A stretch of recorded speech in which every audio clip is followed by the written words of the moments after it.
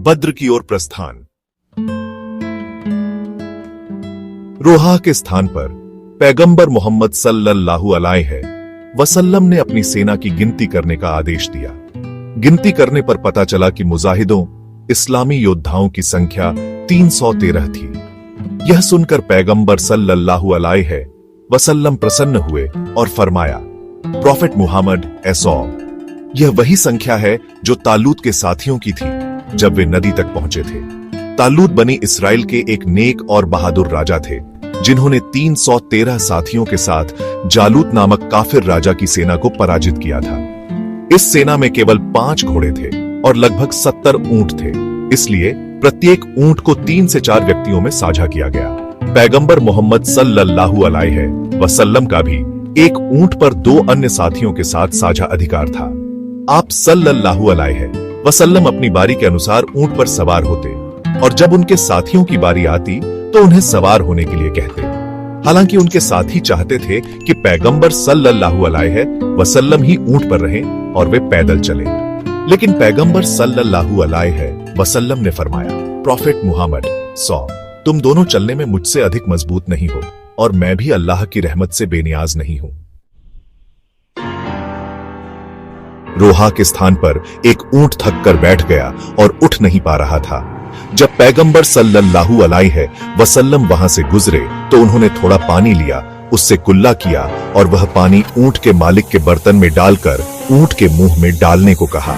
जैसे ही पानी ऊंट के मुंह में डाला गया, वह तुरंत उठ खड़ा हुआ और इतनी तेज चला कि पूरी सेना के साथ मिल गया।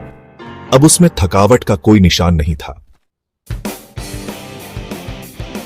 इस अभियान के दौरान पैगंबर मोहम्मद सल्लल्लाहु अलैहि वसल्लम ने हजरत उस्मान रज़ियल्लाहु अन्हु को मदीना में ही ठहरने का आदेश दिया, क्योंकि उनकी पत्नी और पैगंबर सल्लल्लाहु अलैहि वसल्लम की बेटी सैयदा रुकैया रज़ियल्लाहु अन्हु बीमार थी।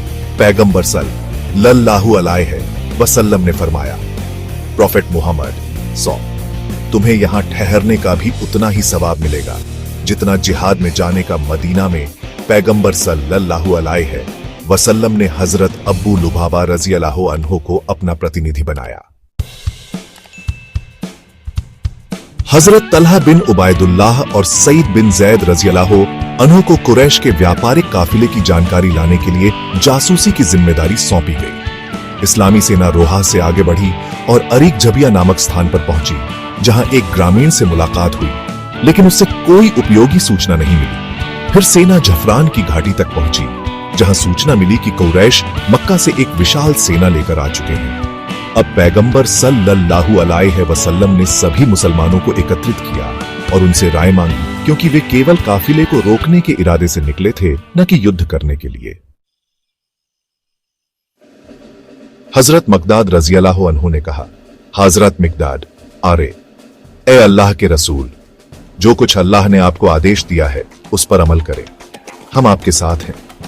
अल्लाह की कसम, हम ऐसा नहीं कहेंगे जैसा बनी इस्राएल ने हजरत मूसा अलैहिस्सलाम से कहा था कि आप और आपका रब जाकर लड़ें, हम यहीं बैठते हैं, बल्कि हम तो आपके साथ हैं, आगे पीछे दाएं बाएं हर तरफ से आपकी रक्षा करेंगे और अंत तक लड़ेंगे।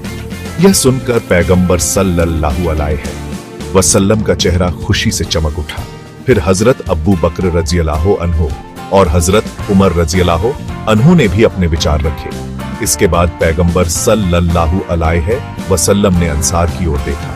तब हजरत साद बिन मुआज रज़ियल्लाहु अन्हु उठे और कहा, हजरत साद बिन मुआद, अरे ए अल्लाह के रसूल, शायद आप हमारी राय लेना चाहते हैं। हम ईमान ला चुके हैं, आपकी पुष्टि कर चुके हैं और गवाही दे चुके हैं। हम हर स्थिति में आपके आदेश का पालन करेंगे।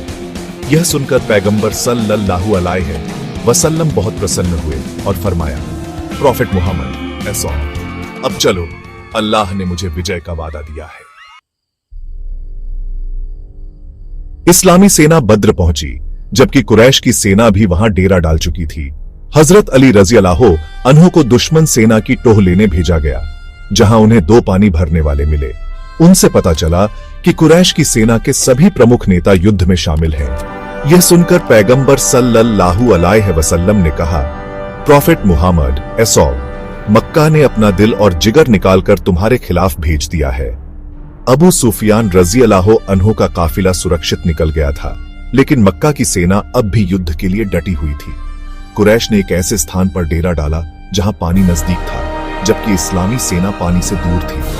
इससे मुसलमानों को कठिनाई हुई, लेकिन फिर अल्लाह ने बारिश बरसाई, जिससे मुसलमानों की समस्या हल हो गई और काफिरों की परेशानी बढ़ गई।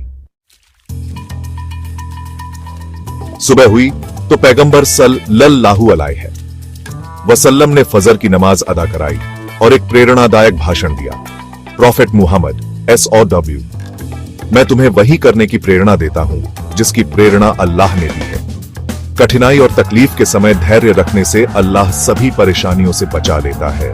इसके बाद जब सेना आगे बढ़ी तो हजरत खब्बाब रजी अल्लाह अन्हु ने सुझाव दिया कि सेना को दुश्मन के पानी के स्रोत के करीब ठहरना चाहिए और वहां एक जलाशय हौज बना लेना चाहिए, ताकि पानी का नियंत्रण मुसलमानों के पास रहे और काफिरों को पानी न मिल सके। पैगंबर सल्लल्लाहु अलैहि वसल्लम ने इस राय को बहुत पसंद किया और एक अन्य रिवायत के अनुसार हजरत जिब्राइल अलैहिस्सलाम अल्लाह का संदेश लेकर आए कि यह सुझाव बहुत उत्तम है।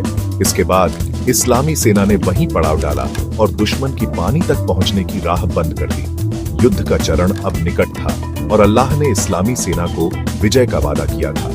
अब आखिर में अगर आपको यह जानकारी अच्छी लगी हो तो please like, share and subscribe जरूर करें।